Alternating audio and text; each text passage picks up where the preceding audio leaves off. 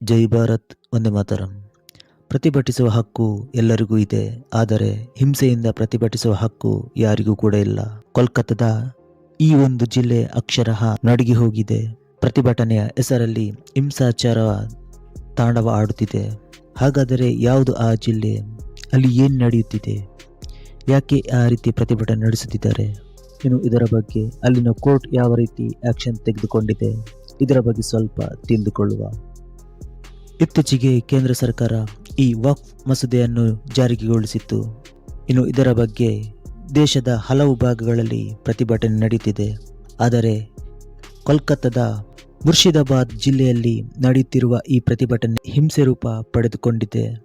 ಇನ್ನು ಆ ಭಾಗದಲ್ಲಿ ಹಿಂದೂಗಳ ಮೇಲೆಯೂ ದಾಳಿ ನಡೆಯುತ್ತಿದೆ.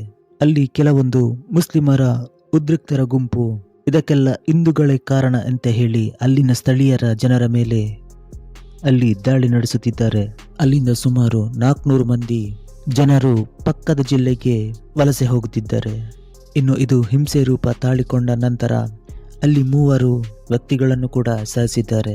ಅವರ ಹೆಸರು ಹರ್ಗೋಬಿಂದ್ ದಾಸ್, ಚಂದನ್ ದಾಸ್ ಹಾಗೂ ಇನ್ನೊಬ್ಬ ವ್ಯಕ್ತಿಗಳನ್ನು ಸಾಯಿಸಲಾಗಿದೆ. ನಂತರ ಇದು ಇನ್ನಷ್ಟು ತೀವ್ರ ಸ್ವರೂಪವನ್ನು ಪಡೆದುಕೊಂಡಿತ್ತು. ಇದನ್ನು ನಿಯಂತ್ರಿಸಲು ಕೂಡ ಪೊಲೀಸರು ಹರಸಾಹಸ ಪಡುತ್ತಿದ್ದರು.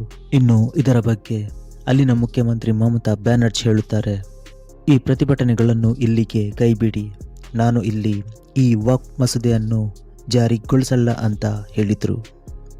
ಇದನ್ನು ನಿಯಂತ್ರಿಸುವುದೇ ಒಂದು ಸವಾಲಿನ ಕೆಲಸವಾಗಿದೆ. ಅಲ್ಲಿ ಪೊಲೀಸರ ಮೇಲೂ ಕೂಡ ದಾಳಿ ನಡೆಸಲಾಗುತ್ತೆ. ಸುಮಾರು 200ಕ್ಕಿಂತಲೂ ಹೆಚ್ಚು ಜನರನ್ನು ಬಂಧಿಸಲಾಗಿದೆ. ಆದರೂ ಈ ಪ್ರತಿಭಟನೆ ನಿಲ್ಲುತ್ತಿಲ್ಲ. ಅಲ್ಲಿನ ಹೈಕೋರ್ಟ್ ಕೂಡ ಇದರ ಬಗ್ಗೆ ಕೇಂದ್ರ ಸಶಸ್ತ್ರ ಪೊಲೀಸ್ ಪಡೆಯನ್ನು ನಿಯೋಜಿಸಲು ಆದೇಶಿಸಿದೆ. ಈ ಮುಖಾಂತರ ಅಲ್ಲಿನ ಪ್ರತಿಭಟನೆಯನ್ನು ನಿಯಂತ್ರಿಸಿ ತಪ್ಪಿತಸ್ಥರ ಮೇಲೆ ಕ್ರಮ ಕೈಗೊಳ್ಳಲು ಆದೇಶ ನೀಡಿದ್ದಾರೆ.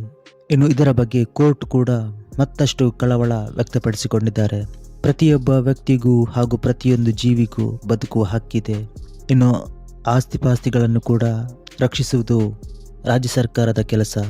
ಈ ಸಂವಿಧಾನಿಕ ನ್ಯಾಯಾಲಯಗಳು ಮೂಕ ಪ್ರೇಕ್ಷಕರಾಗಲು ಸಾಧ್ಯವಿಲ್ಲ ಅಂತಲೂ ಹೇಳಿದೆ.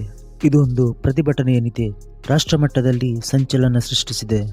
ಇದನ್ನು ನಿಯಂತ್ರಿಸಲು ರಾಜ್ಯ ಸರ್ಕಾರ ವಿಫಲವಾಗಿದೆ ಅಂತ ಹೇಳಿ ಕೇಂದ್ರ ಸರ್ಕಾರದ ಸಂಸದರು ಆರೋಪ ಮಾಡುತ್ತಾರೆ.